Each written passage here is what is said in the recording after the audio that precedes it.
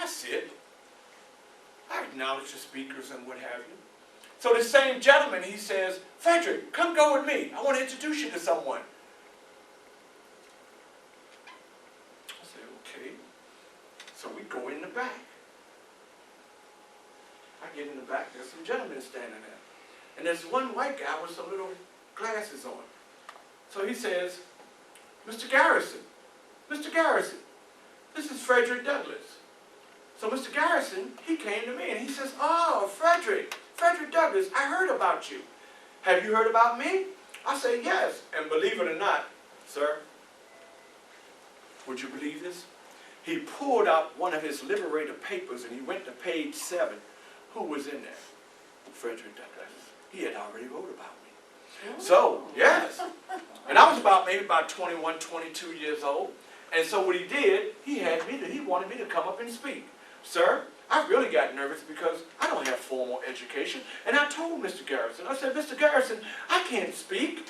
I don't have formal education. He said, Frederick, listening to you and how you're speaking, I think you'll handle yourself very well at the podium. Well, sir, I went on up to the podium. And as I got up to the podium, I was really nervous, shaky, and scary. Because as I looked out, there were nothing but white people. And maybe 2 black people. So, as I stood there, trying to figure out what I was going to say, I started off as such.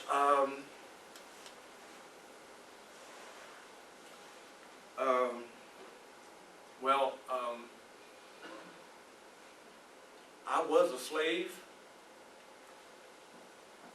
and I escaped, but I want to say thank you to Mr. Garrison for letting me speak. And I don't know, I just found my nerve. And then I really started speaking. And ladies and gentlemen, I would like you to know that if you are a slave, you have no rights. Animals have more rights than we do as a slave. If you are a slave, the slave masters beat you at their own will.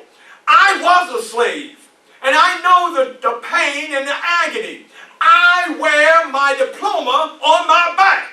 And everybody just got up and started giving me a rousing applause. I stood back in amazement, and I looked at Mr. Garrison. And Mr. Garrison was sitting right there, and he got up and he started clapping. And as he clapped, he walked towards me, but then he approached the crowd. And he said, ladies and gentlemen, did you just finish hearing a thing? And the crowd said, no! This man is a man, don't you think? Yes! They all shouted. And next thing you know, he said, this is Frederick Douglass. And everybody just... And when it was all said and done, we went in the back. And Mr. Garrison came up and he shook my hand again. And he said, Frederick, I don't know about you, but I would like for you to speak with me. And I said, but Mr. Garrison, I'm not a speaker. I told you, I do not have formal education. Well, I have you know, guess who showed up? Anna. In front of Mr. Garrison. And she said to Mr. Garrison, she said, Mr. Garrison, no disrespect, sir, but this man here, Frederick, he would do, sir, a good service for you. And I looked at Anna and I said, Anna, what are you doing? She said, Frederick, you want to go, so I'm going to let you go. And I said, but Anna, what about our family? We got 2 children. She said, Frederick, don't worry about the children. I'll take care of them. Well, next thing you know, Mr. Garrison hired me to take a 6-month tour around the country, speaking with the Anti-Slavery Coalition. We went from Boston, Massachusetts, again to Nantucket. We found ourselves in Ohio. We even went out west to California. Yes, we went about everywhere. And you all, I know you're sitting there, and in your mind, you're probably saying, Mr. Garrison was a good man. He gave Frederick an opportunity. Well, I second that emotion. He gave me an opportunity. But I'll have you know that Mr. Garrison was not in charge of the anti-slavery coalition. Ma'am, can I come out of my portrayal for a second? I know that here in 2020, 1, 2, 3, 4, 5, 6, 7, 8, 9. I know that you women, 10. I know that you women today, you are rising. I recall Hillary Clinton said that she was going to make sure there were 80 cracks, 80 million cracks in that ceiling. Well, that ceiling is falling down. That's right, because you women are rising. I jumped in that to say that Miss Gaylord, everybody say Miss Gaylord. That's right. William Lord Garrison had to report every week to Miss Gaylord. Miss Gaylord, though she did not travel with us on the speaking tour, but everything that happened on that speaking tour had to be reported to Miss Gaylord because Miss Gaylord was in charge. She was the head woman in charge. So if anything went down, such as there were a couple of fights, as a matter of fact, we were out west, out in the farm, and I think it was Ohio. Because to be honest with you, sometimes the churches would not let us in to speak. Sometimes the assembly halls would not let us in to speak. Sometimes the city halls would not let us in to speak. So we found ourselves sometimes out in the field. And I'll let you know, unlike, ma'am, can I come back up to the future now? Unlike Cardi B and some of the actors nowadays, they are the highlights. Well, in my era, speaking, that was the highlight. People would pay big money to go out and hear people speak, especially if you were an ex-slave, because they felt you had a story to tell, and a lot of people in the North wanted to know about slavery in the South, and some of them, once they learned about it, they wanted to be part of it to help end slavery. Okay? So, I recall one time we was out to, I think it was Ohio, we was out in the field. And there might have been maybe 50 to 60 people out there listening to us. There were 4 speakers. I was the only black speaker. Mr. Garrison, and there were 2 other gentlemen that was with us. Well, I have you know, out in the crowd, and some of you all probably been out somewhere, and you had some gentlemen or some women who began to get rowdy. And they say, here come the police, because they done played themselves in lesser terms. Well, there were 4 gentlemen out there in the crowd. Those 4 gentlemen were drunkards. They were drunk. And because they saw up on the stage a black man, they began to rush the stage. Again, I don't know if you remember this, what I said earlier, that once I beat down Master Corvée, I was not going to just turn passive to allow someone to whip me. So as they came, it's funny because the other gentlemen, they got up to defend themselves. I just sat there nice and calm and cool. And then someone came up behind me and turned my chair over, and as my chair was going over, I managed to get up and snatch the chair from him, and I hit him with it. As I hit him, here come another drunkard that hit me in the jaw. And when he hit me in the jaw, he kind of broke my jaw a little bit. Well, sir, can I shake your hand? Can I shake your hand, sir? I just want to shake all the men's hands. I done gave y'all women y'all props. I just want to shake the men. Because I'm a man. I'm going to recognize my men folk. Sir? That's right. Now don't get it wrong, ladies. I love you too, but my men folks. Well, I have you know, when they went to take me and tried to whip me, some of those men who were on stage, guess what they did? They came and they fought off the intruders. And sir, after they fought off the intruders, you know what they, because I was about to fight. As they were running, Frederick, let's get out of here, Frederick! And I'm up here trying to fight. Frederick, I said, let's go, Frederick! Come on, Frederick, let's go! Well, they had to wind up pulling me by my coat to get me out of there. It took me back about 2 or 3 days to recover. Blood everywhere. But young lady, I recovered. And we moved on to our next speaking engagement. And I didn't tell you this. that our paydays consisted of every week $25. Oh. You know what I did with my $25, ma'am? I sent it home to my wife and my children. And the reason I sent it home to my wife and children, because everybody out there loved Frederick. They made sure I got something to eat. They made sure I had a change of clothing. And as a matter of fact, I mentioned or wrote to Miss Gaylord that if she would be so kind to send payments directly to my wife Anna, which she did. Moving on, just for the sake of time. Everybody still with me? Yes. Just for the sake of time, because I got to get on my horse and my courage and make it to Miami. Have fun going to Alligator Alley. Well, I got some mean horses. They'll stomp them alligators. So anyway, moving on, just for the sake of time, because I know time is winding down. I want to get to one of the most important aspects of my life.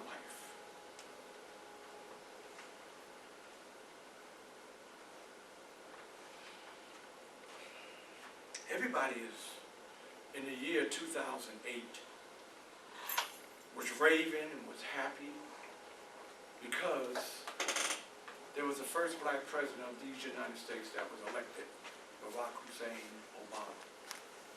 Well, I'm going to have you know, scratch that.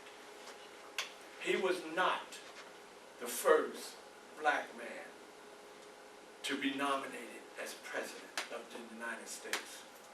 I will admit, yes, he became president.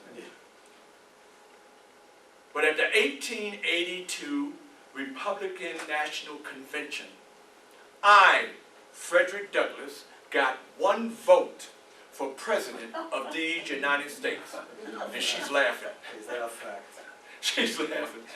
You just hurt me. My heart just sank. I thought she would get up and go, oh yeah, yeah! Go stand in the corner.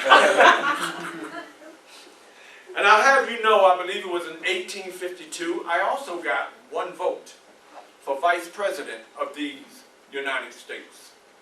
Without my knowledge, it was with the Victoria Woodall campaign, independent campaign.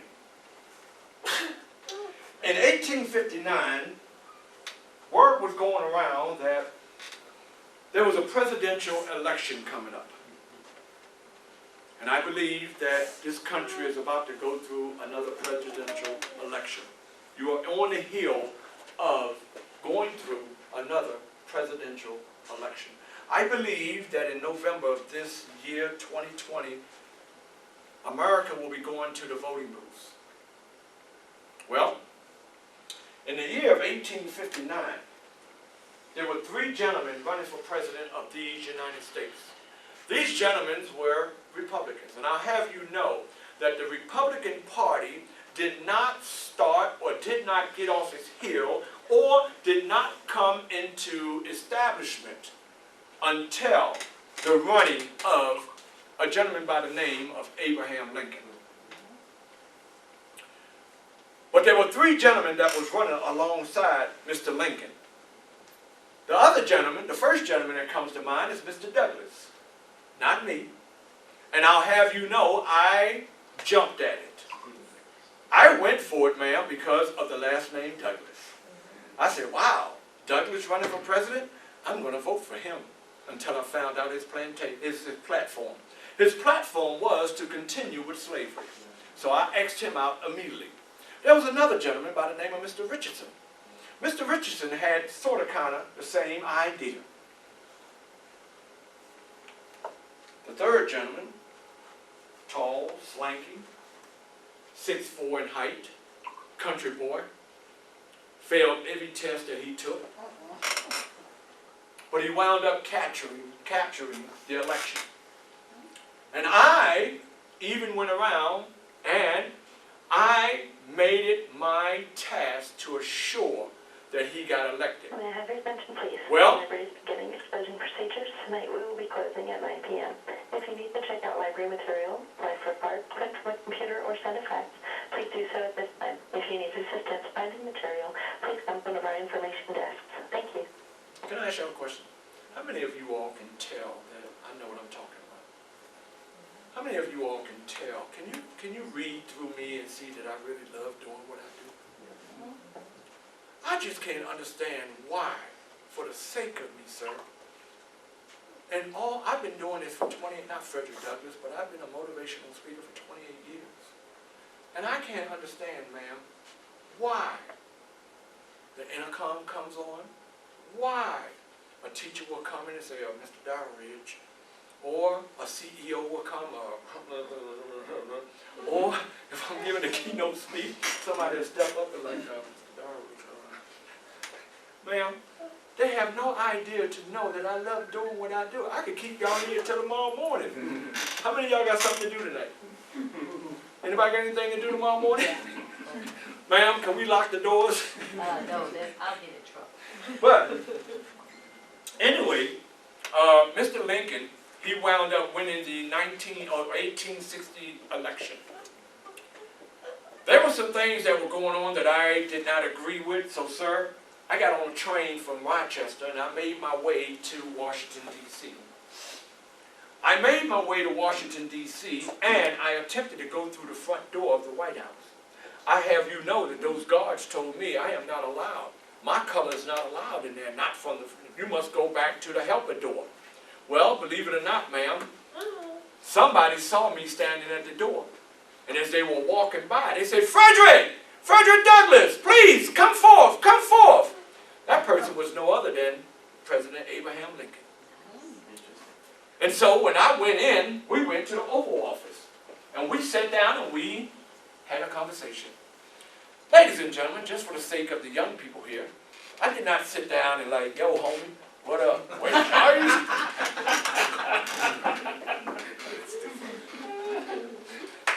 My homie, what up, baby? Snoop Dogg? I'm sorry, man. You know, I'm going to snitch on somebody. Can I snitch on somebody in here? Go ahead. Can I snitch on somebody, sir? Do it. There's somebody in here that has known me since 1985.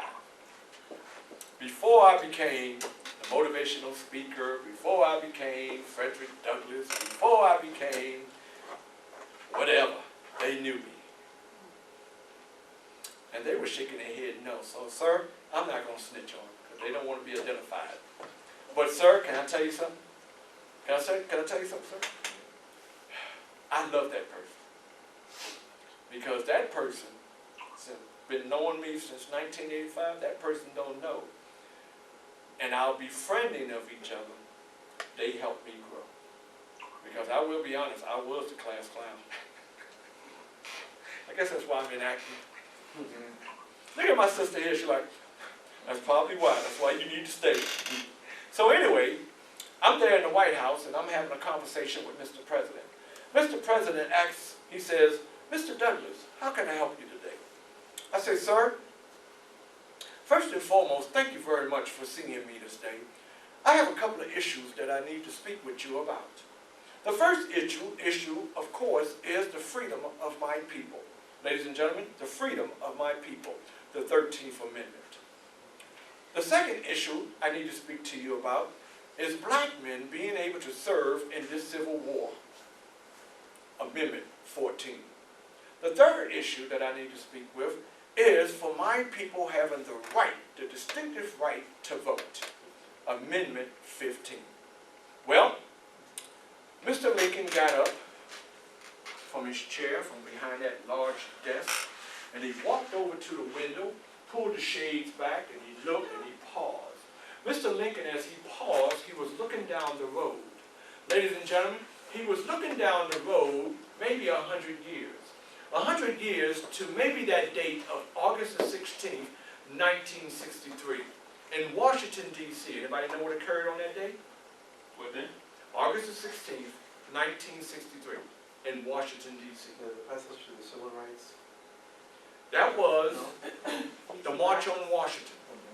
That was when Dr. Martin Luther King, or should I say Reverend Dr. Martin Luther King, came out and said, I have a dream. If Abraham Lincoln's wish would have came true, that means that blacks in this country would not have been freed until 1963. That's what Abraham Lincoln was looking at the window. So after he finished his thought, he came back to me. And he said, well, Mr. Douglas, I think that we should take more time and give this a little more thought. Because if we move too fast, we might send the country into even more enrage. So to be honest with you, sir, let me think on it. Well, as I stood up, I shook his hand and I left. And I'll have you know, when I got outside that White House, sir, I stood there at the corner fence there. And I put my chest out as such. And I looked around and I looked back at the White House. And I'll have you know, I felt big. I felt like I have accomplished something because I was the first black man to walk in that White House through the front door.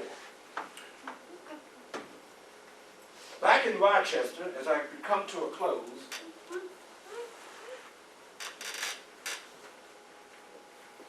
it was December the 1st, 1862, or should I say December the 31st, 1862. We were all gathered in the church, having church service. It was a cold, brisk night. And all of a sudden, we could hear outside this sound saying, "Heal thee, heal thee, heal thee." And as we marched out to the front door, there was a gentleman on a horse. The gentleman on the horse got off the horse and he unraveled what he had in his hand. And he began to read what the paper said.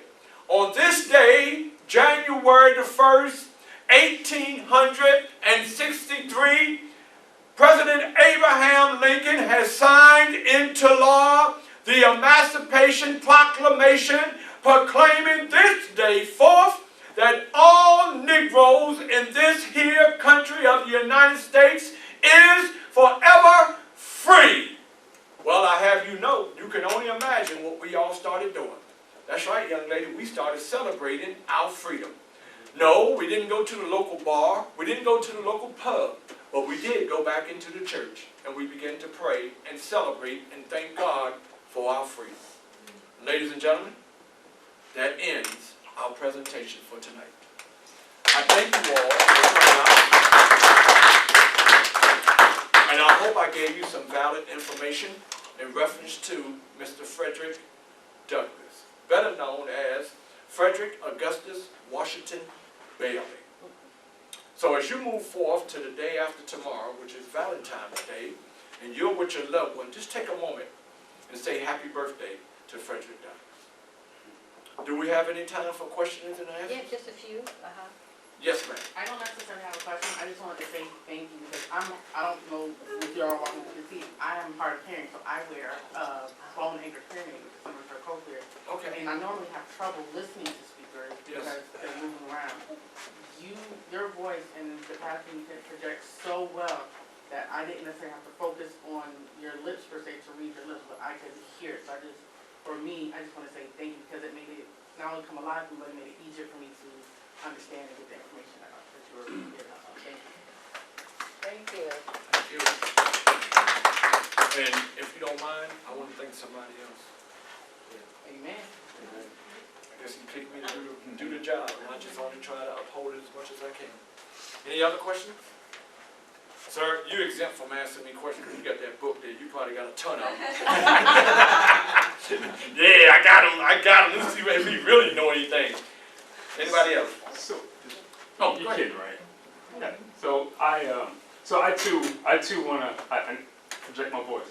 I too want to really thank you for doing what you're doing and what you've been doing for decades. It's an invaluable education. You know, I got my wife and two of my three daughters, Okay. and it touched what you just did touched me, and it's an invaluable experience for them at their ages of 12 and 13. Okay. But it kind of took me back to a time when our ancestors actually went through this, and so that was an invaluable experience. I thank you very much for what you did. And I do have two quick questions. Nope. You blew it, buddy. So You said Harper's Valley. Harper's Valley. I'm not trying to trip you up, No, but I it's in thought it was Virginia. Harper's Ferry. Harper's Ferry. Okay. Okay. And the other question is, you said Master Freeman. Mhm. And so, as you can see, my wife is pregnant. That'll be baby number 4. Okay, congratulations. And the plan is for if it's a boy, our potential son's middle name to be Freeman. And so, the significance there of the Freeman. I just love the name. Okay. But one time during the presentation, you said Master Freeman. Freeman. So that kind of threw me off a little bit. Mhm. That there would be. I mean, I understand a black man named Freedom because when emancipation came, they No, chose he was names, white. and Freeman was a popular name because now they were a free man. Yeah. But it threw me off that there was a white master named Freeman. Yes, there was a master by the name of Freeman. And Master Freeman, again, like Master Corvée, he was not a rich master, Mhm. but he had the wherewithal not to be a strict master, but he was an easygoing master. So a lot of things he more or less knew that Frederick was doing, but he turned his back on it. That's how easygoing he was. And like I say, when they burst in on Frederick when he was doing all the reading and teaching, he only did that because he was pushed by the other masters. If you would have left it up to Master Freeman, Frederick could have just walked off the plantation and went on about his business. That's how easygoing he was. But he meant business, but that's how easy he was. And his name was Master Freeman. Thank you. Yes, sir. Any other questions? I just have a quick question about how did you research the history of Frederick Douglass, or was it school or foreign training to start the process of doing Well, your plays? to be honest with you, I can show you better than I can tell you.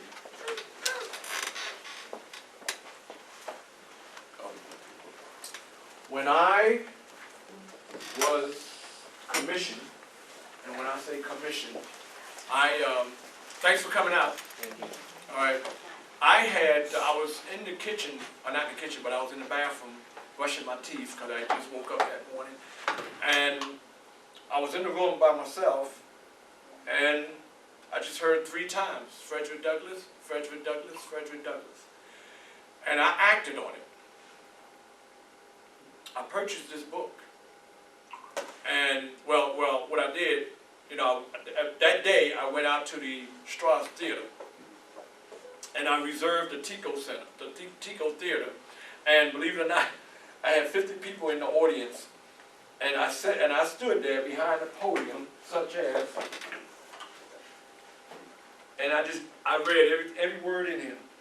I think I might have looked up once or twice, and I had 50 people in the audience. And believe it or not, when I got done, those 50 people stood up and gave me a standing ovation. So the next year, I got even more in depth with, the learning curve of Frederick Douglass, meaning that I went online, started creating notes, started watching videos, and, I went to his home in Anacostia, Maryland, which I didn't even get a chance to talk about, and even still today, I watch a lot of the videos, keep myself abreast of Frederick Douglass, and maybe there's hidden information. And I mean, in the time that I have to do a presentation, say 40 minutes, 50 minutes, an hour, even an hour and a half, I can't get everything out. And sir, even with you correcting me, you can only imagine with how much knowledge is stored in here, and trying to disseminate it to the masses. So, but we are where we are. We are 11 years later. Here we are. So.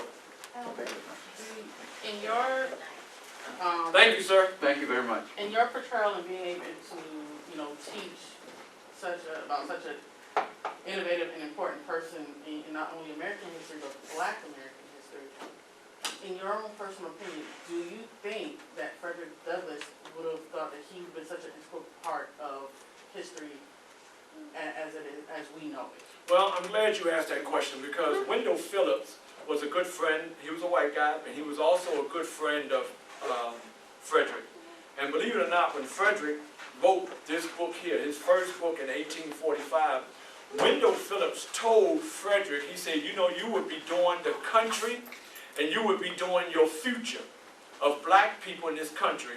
You would be doing them a big favor if you just take that book, tear it up, and throw it into the fire. So Frederick would have never been heard of, you know, if it wasn't for him penning this book. And as a matter of fact, at a congregation, if you will, the same gentleman came up and tried to denounce Frederick, and Frederick said, you know, and there was a large audience there, and everybody started cheering him on, and so much so that, sir, he sold 50 copies of this book at that meeting at 50 cents a copy. This book has been he sold 11,000 copies of this book, and it's in 5 different languages. Him not giving up and listening to someone who told him to throw the book in the fire.